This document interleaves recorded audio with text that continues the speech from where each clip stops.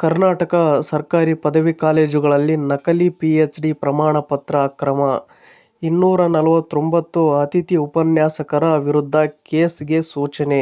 ಈ ವಿಡಿಯೋದಲ್ಲಿ ಈ ಮಾಹಿತಿಯ ಬಗ್ಗೆ ತಿಳಿದುಕೊಳ್ಳೋಣ. ಮಿಸ್ ಮಾಡದೆ ಈ ವಿಡಿಯೋವನ್ನು ನೋಡಿ ಮತ್ತು ನಿಮಗೆ ಯಾವ ಉದ್ಯೋಗದ ಬಗ್ಗೆ ಮಾಹಿತಿ ಬೇಕು ಎಂಬುದನ್ನು ಕಮೆಂಟ್ ಬಾಕ್ಸ್ನಲ್ಲಿ ತಿಳಿಸಿ. ಹಾಗೆ ಈ ವಿಡಿಯೋ ಇಷ್ಟವಾದರೆ ಸಬ್ಸ್ಕ್ರೈಬ್ ಮಾಡಿ.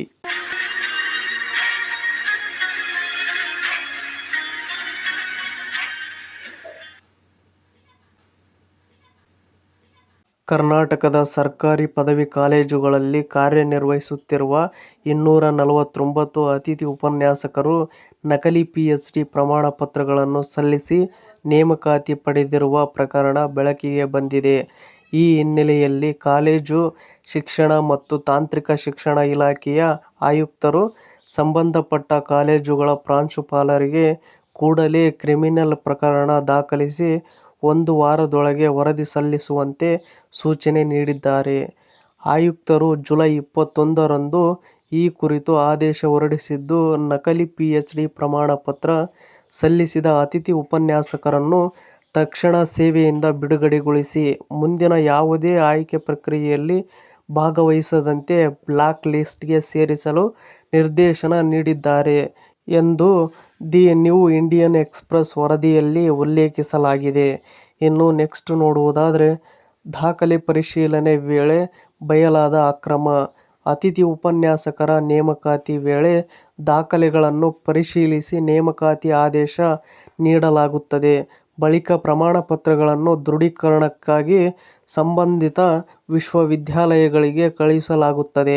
ಈ ವೇಳೆ 249 ಅಭ್ಯರ್ಥಿಗಳ ಪಿಎಚ್ಡಿ ಪ್ರಮಾಣ ಪತ್ರಗಳು ಅಸಲಿಯಲ್ಲ ಎಂಬುದನ್ನು ವಿಶ್ವವಿದ್ಯಾಲಯಗಳು ದೃಢಪಡಿಸಿವೆ ಎಂದು ವರದಿಯಲ್ಲಿ ತಿಳಿಸಲಾಗಿದೆ. ಇನ್ನು ನೆಕ್ಸ್ಟ್ ನಾವು ನೋಡುವುದಾದರೆ, ಪ್ರಿಯಾಂಕ್ ಖರ್ಗೆ ತವರಲ್ಲಿ ಹೆಚ್ಚು ಪ್ರಕರಣ.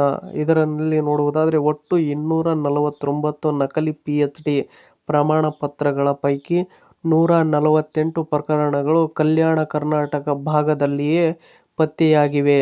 ಅದರಲ್ಲೂ ಕಲಬುರಗಿ ಜಿಲ್ಲೆಯಲ್ಲಿ 33 ಪ್ರಕರಣಗಳು ವರದಿಯಾಗಿವೆ.